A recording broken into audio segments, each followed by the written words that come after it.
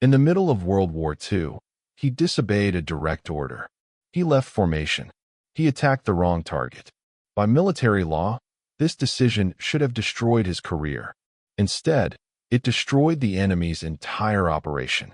Within hours, a battle that was expected to last days was suddenly over.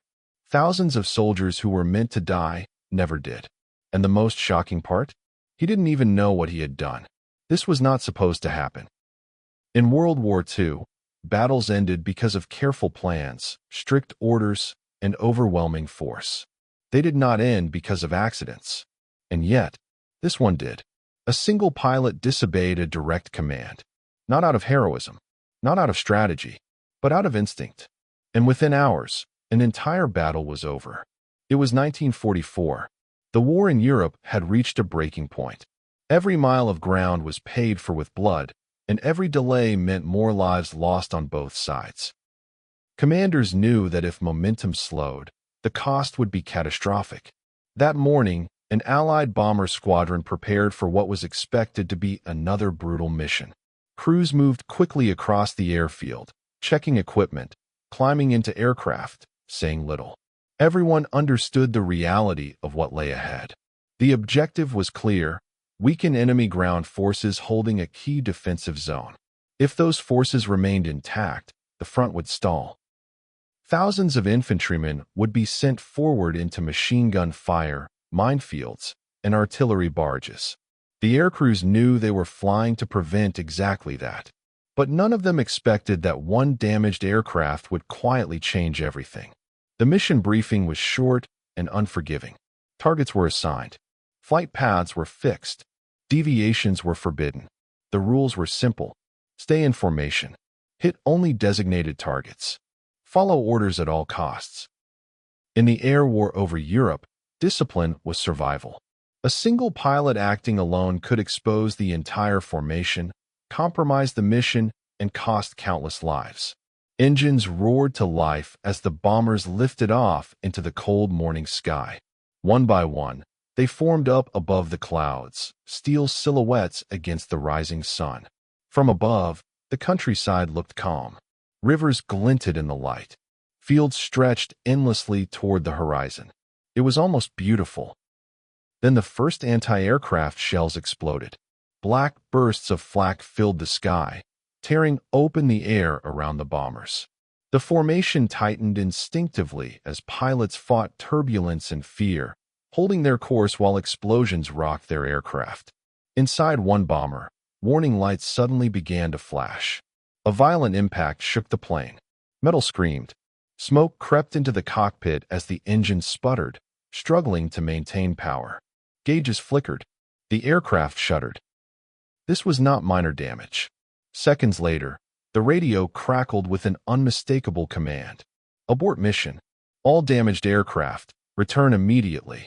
There was no debate. No hesitation. The pilot acknowledged the order and began turning away from the target. For him, the mission was over. Or so it seemed. As the bomber peeled away from the formation, something unusual caught the pilot's attention. The sky below him was quieter. Too quiet. Where anti-aircraft fire should have been thick and relentless, there was almost nothing. Enemy guns that moments earlier had filled the sky had suddenly gone silent in one specific area.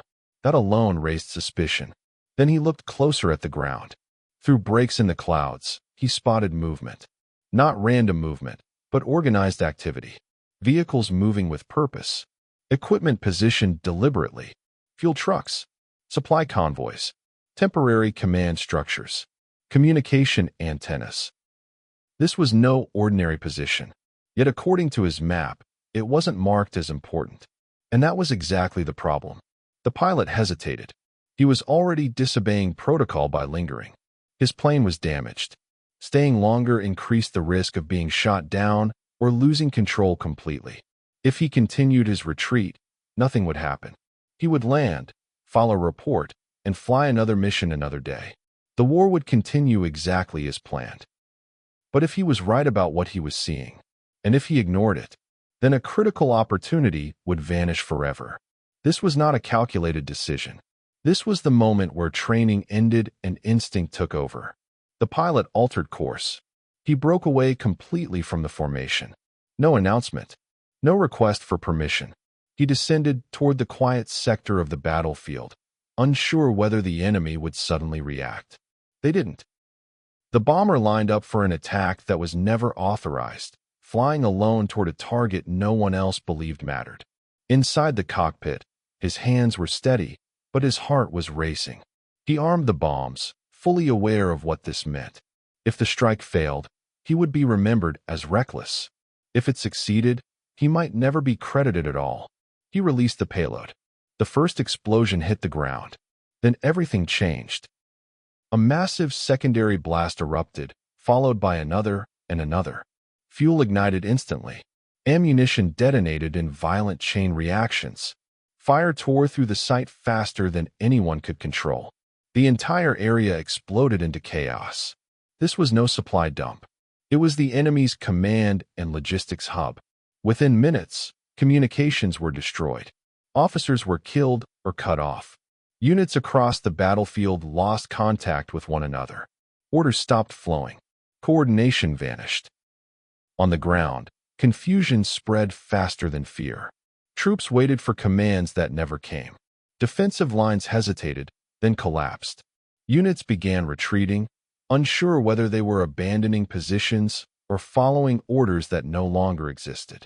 By the time Allied ground forces advanced, resistance was already crumbling. A battle that had been expected to last days ended in hours. All because of a decision that was never supposed to happen. The pilot turned back toward friendly territory. His aircraft was barely holding together. Fuel was dangerously low. Systems were failing. He had no idea whether his action had helped or doomed him. He only knew that if he survived, questions would follow. And they did. There was no celebration when he landed. Instead, there was silence. Then interrogation. Why did you disobey orders? Why did you break formation? Who authorized that attack? The pilot explained what he saw. The gap in defenses. The activity on the ground. The instinct that told him this mattered. At first, it sounded like justification. Then the reports came in. Reconnaissance confirmed the destruction of a critical enemy command center. Intelligence showed that the collapse of coordination directly caused the enemy's rapid retreat. The truth was unavoidable. That single unauthorized strike had saved countless lives. Not because it was planned, but because it worked. The pilot was not promoted. He was not turned into a legend. His name faded into paperwork and after-action reports. But history had already been changed. World War II was not shaped only by generals and grand strategies. It was shaped by individuals making impossible decisions with incomplete information. This pilot did not know he was ending a battle. He did not know he was saving lives. He simply trusted his instincts when the rules no longer fit reality. And sometimes, that is how history moves. So ask yourself this. If you were in that cockpit, with a damaged plane, a direct order to retreat, and one unexpected opportunity below you, would you have followed orders? Or would you have made the same choice that accidentally ended a battle?